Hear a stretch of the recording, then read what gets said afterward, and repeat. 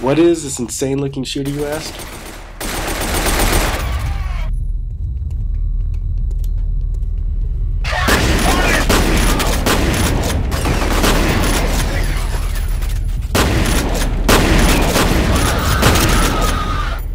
It's F.E.A.R.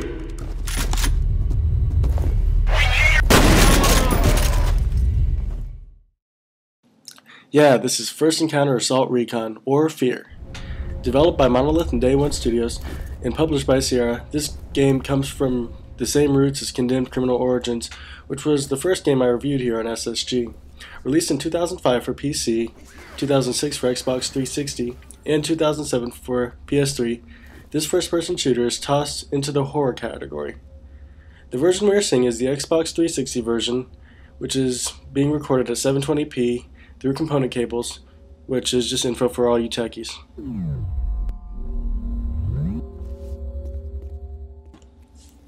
This game is pretty well known and received reviews in about the 90% range for the most part. Now what you may be thinking is that this game doesn't seem all that scary, which I agree with for the most part, but I also know that at some points this game can become a controller throwing shocker. Let's have a look at some of the game and you may be convinced that this game is indeed scary.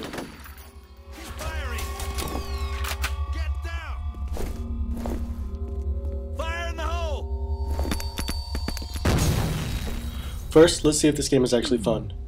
As a shooter, it has all the required elements to be great. A great selection of weapons, challenging smart AI, great environments and gunfight arenas, solid controls, and a great selection of abilities, and a great use of light and dark.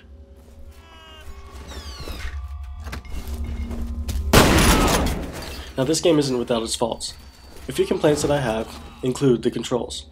This game is a PC port and at times it feels like it, with rough and sometimes inaccurate analog stick movement.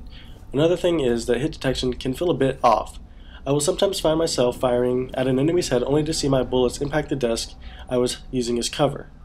It just seems like at some points it is just hard to aim at an enemy and get the headshot that you need.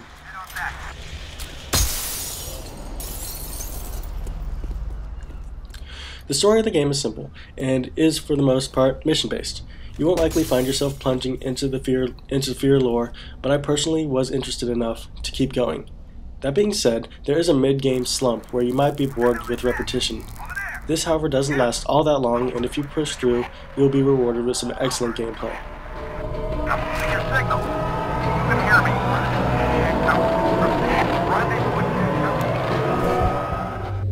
Now let's talk about if this game is scary.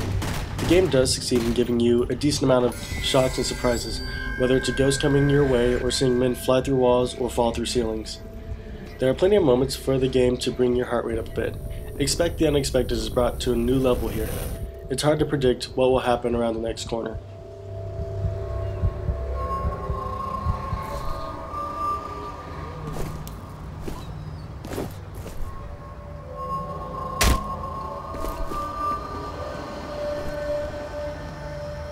The mood and the environment help too. This game will put you in an environment where you see people get mangled and destroyed by an unknown enemy.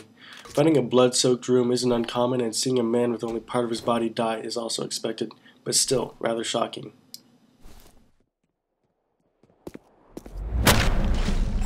Don't be confused, this game isn't a survival horror. I never felt too outgunned or at too much of a disadvantage. In short, this game does not scare you the same way that a Fatal Frame or Resident Evil game will. There's no real sense of danger or isolation. Mine or hers. It makes no difference. He deserved to die. They all deserve to die. One thing that I want to note is if this game looks easy, that's because I'm playing on an easy difficulty setting. I lost my game save of this, so I didn't want to play through the whole thing again on hard just to get some decent footage. So if you want your enemies to die a little harder, just crank up the difficulty a little bit.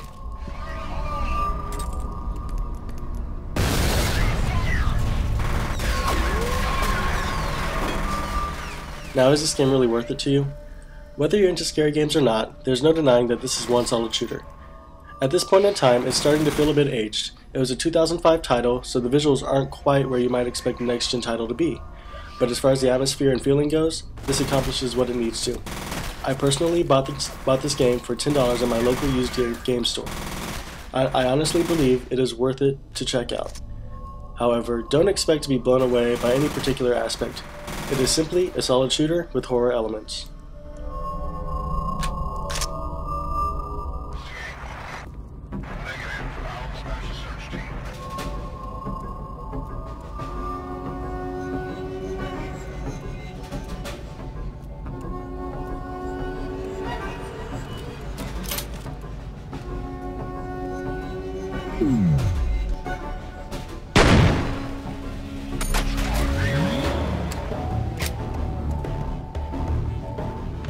Now trying to wrap this up.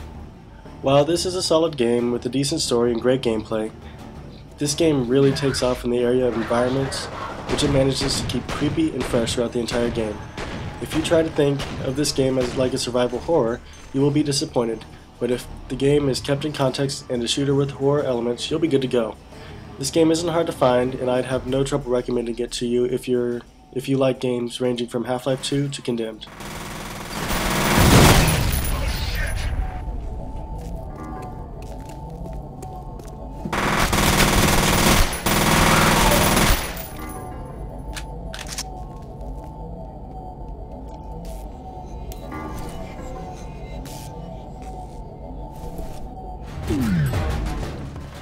Thanks for watching. This is Sam Contreramanjaro.